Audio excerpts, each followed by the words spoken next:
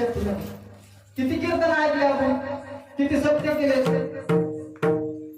किती कथा कीर्तन आपलं ऐकायचं सुरूच आहे. हरिपाठ कीर्तन ऐकवायचं पहिला 40 वर्ष झाले. पण अजून बोलायची अक्कल आली नाही अशी माणसं आहेत. म्हणजे चांगल्या गोष्टी माणसं शिकत नाही, लक्षात ठेवत नाही. उद्याच्या उलट वाईट गोष्टी शिकावं लागतात. वाईट गोष्टी माणसाला नाही शिकल्या तरी जमात, मस्त जमात येते. शेदेव पण शिकलं का ऐका एखाद्या जमत नाही. शेद्याच्या सगळ्याला जमत, कोणी कोणाला शिकले का. वाईट गोष्टी शिकायची गरज नाही. वाईट गोष्टी माणसं आपोआप करतात. तंबाखूची पुढे का, तंबाखूच्या पुढे दिलेलं असते. तंबाखूचे कॅन्सर होत आहे. कोणी वाचलं का ते, कोणी सोडी का तंबाखू.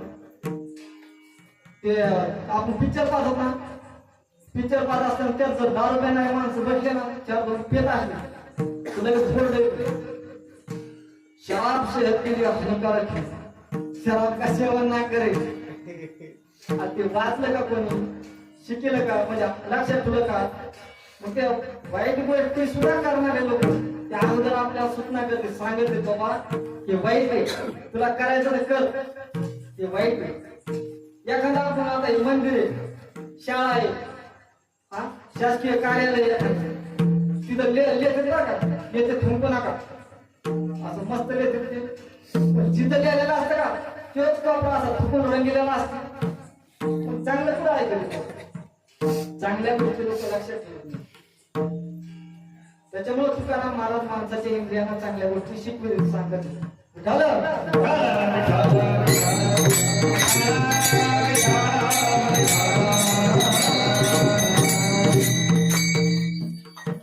अभंगामध्ये पहिली गोष्ट अशी, नरदेह भेटत नाही. नरदेह भेटत नाही, पण देवाने आपल्याला दिला देह तो, पण आपल्याला भरण्यासाठी दिलाय का कशासाठी दिलाय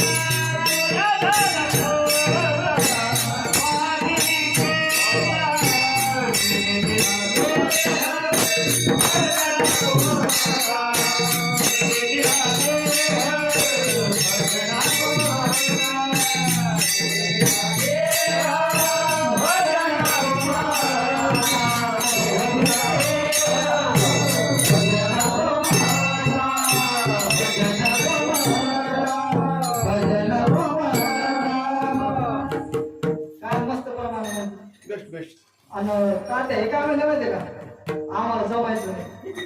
आता याच्यापेक्षा काय जमायचं, जमत असत, प्रयत्न करावा लागत असत.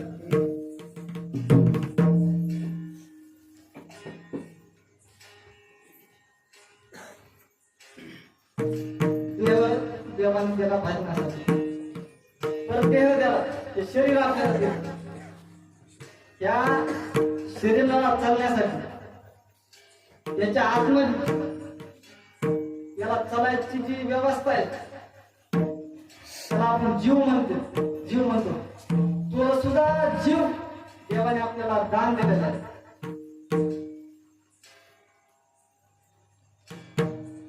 जने हा जीव दिला दान, जने हा जीव दिला दान.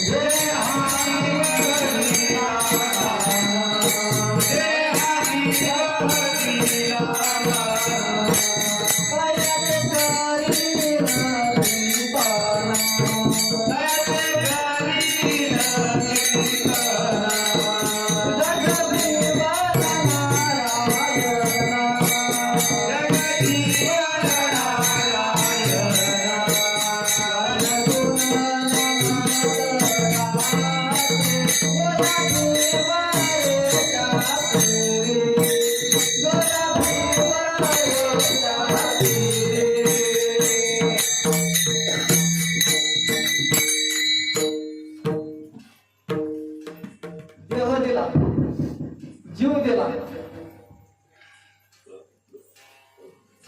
आता चांगलं माहित देत पण त्याला माहित नसल्यामुळे आवाज करता लागला. बरोबर चालला.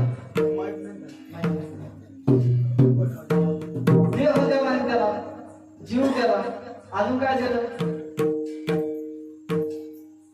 दिली इंद्रियात पाय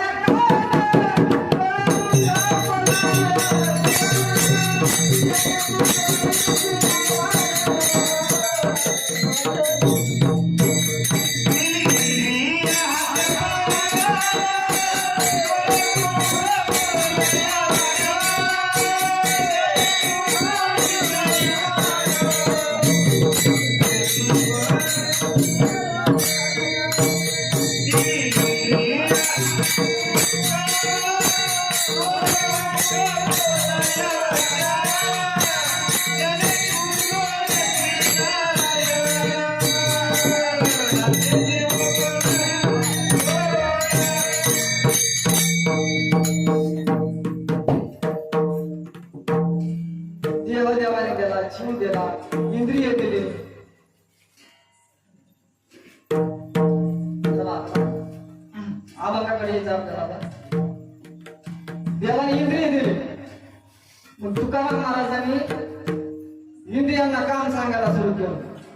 मग तुकाराम महाराजांनी कोणत्या इंद्रियाला सुरुवात केली? कोणत्या इंद्रियापासून सुरुवात केली? वाचेपासून सुरुवात केली.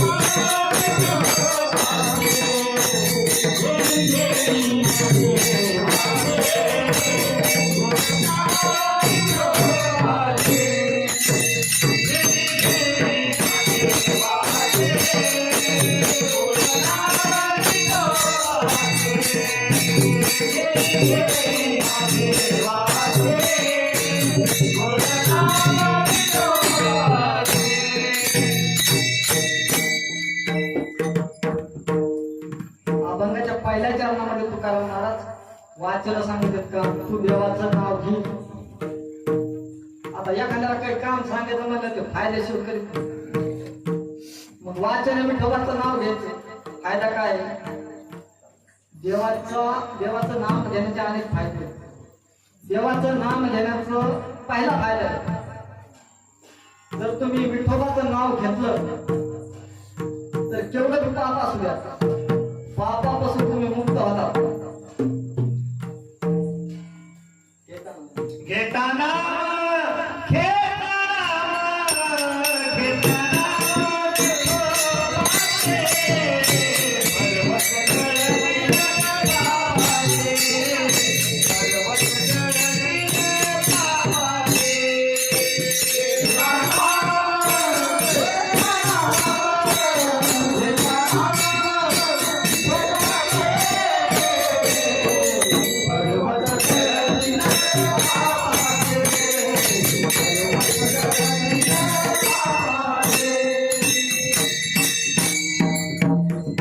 आमचं भजन मंडळ म्हणलं आता तुम्ही कीर्तन ठेवल्यावर भजन कसं करायचं तुम्हाला नाही सगळं कीर्तन वरून भजनाकडे आणलं तुमच्यामुळे हे भजन चालू आहे ना का म्हणतो आपण भजनामध्ये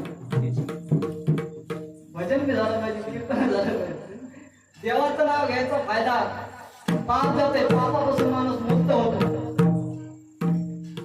हरि उच्चारणी अनंत पापराशी जातील लयाशी क्षण मात्रे नामाचं कीर्तन साधन पै सोपे लढतील पापे जन्मांतरीचे तुका म्हणे महापातके पतेक होती जीवन मुक्त हेळा मात्रे देवाच्या नामाने पाप जात बरं पाप जात अजून काय होतं पाप जात पुण्य भेटत पुण्य किती भेटत पुण्य एवढं भेटत तुम्ही नुसतं मुखाने हरी हरी जरी म्हणले तर तुम्हाला एवढं पुण्य भेटत तर त्या पुण्याची गणना करता येत नाही हरी मुखे हरी मुखे हरी मुखे हरी मुखे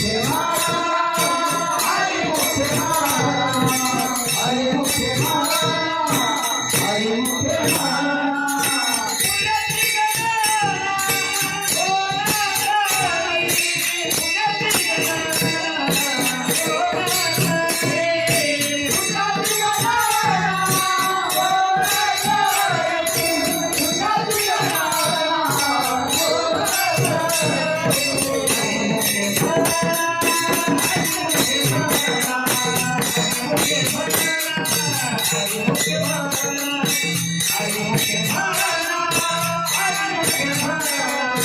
हरी मुखे हरी मुखे हरी मुखे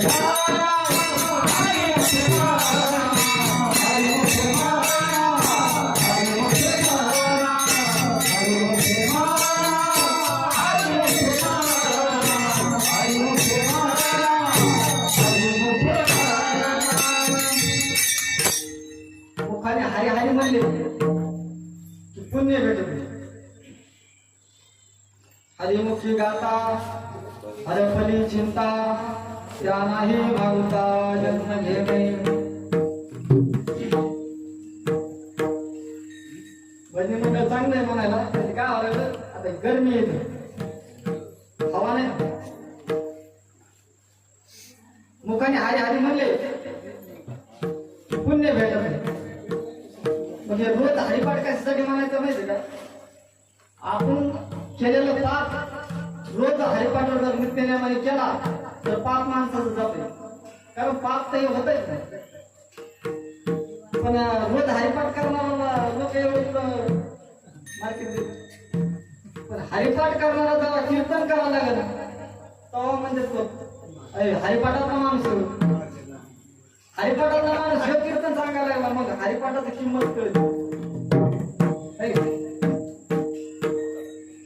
पुण्य भेटत देवाच्या नामाने संकट निर्माण होतं भक्ताला अनेक संकट आले जीवनामध्ये पण त्यांनी फक्त देवाचं नामस्मरण केलं आणि नामस्मरण केल्यामुळं त्यांचं संकट निर्माण झालं कारण देवाच्या नामापुढे संकट टिकत नाही नामाच्या चिंतने बारा वाटा बळती निघणे तयाच्या चिंतने निर्सेल संकट कराल दुर्घट भवसिंधू देवाच्या नामाने संकट जातं अजून काय होतं देवाच्या नामाने समाधान भेटतं माणसाला देवाचं नाम घेतलं का समाधान भेटतं नाम तुझे नाम तुझे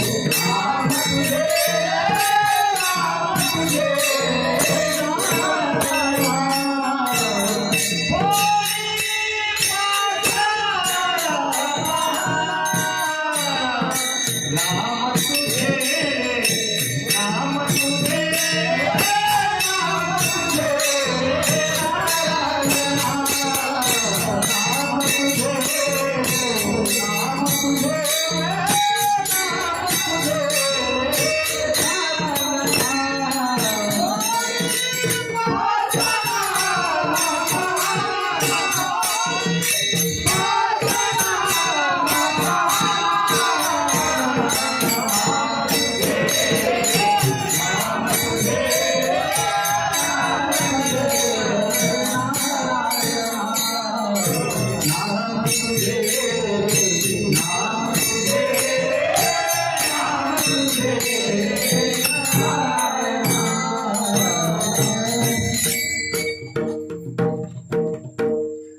नाम तुझे घेता देवा होई समाधान नाम तुझे घेता देवा होई समाधान नाम तुझे घेता देवा होई समाधान नाम तुझे घेता देवा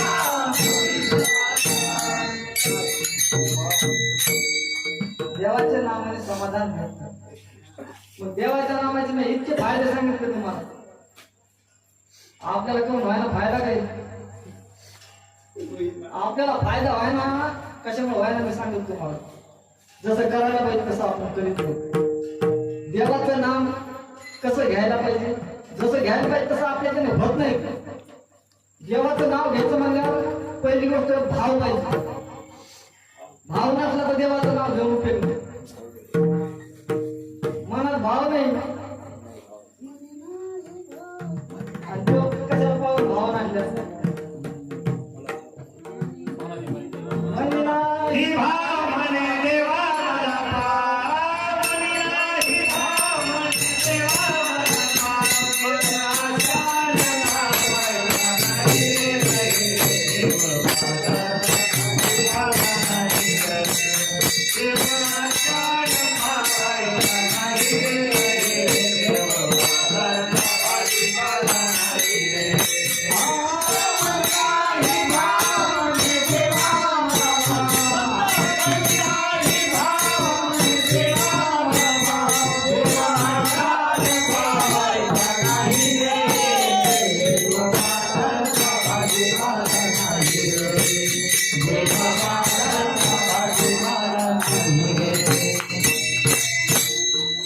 मला भावनेने देवाचं नाव घेतलं फायदा भावे गावे गीत शुद्ध करोन्या चित्त भावनेने देवाचं नाव घेतलं फायदा पहिली गोष्ट भाव पाहिजे भजनामध्ये प्रेम पाहिजे प्रेम नसल्यावर भजन करून उपयोग नाही प्रेमाविना भजन प्रेमाशिवाय भजन करून उपयोग नाही भाव पाहिजे प्रेम पाहिजे भजनामध्ये निष्ठा पाहिजे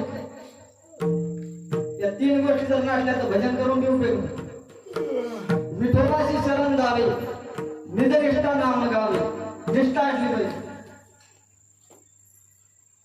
निष्ठा शब्द आला म्हणून तुम्हाला काय करतो शिवचरित्रामध्ये एक उदाहरण सांगितलं थोडे वेळ भजन करा विठोबा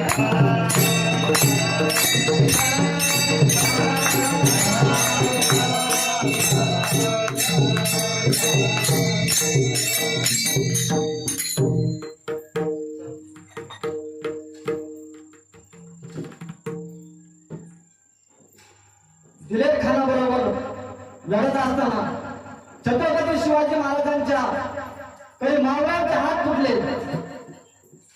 असाच एक हात तुटलेला मावळा त्या मावळ्याला भेटण्यासाठी छत्रपती शिवाजी महाराज त्या मावळ्याच्या घरी गेले मावळ्याने पाहिलं छत्रपती शिवाजी महाराज आपल्याला भेटण्यासाठी आले आपल्या घरी त्याला आनंद झाला त्या मावळ्याला आनंद झाला पण दुःख बी झालं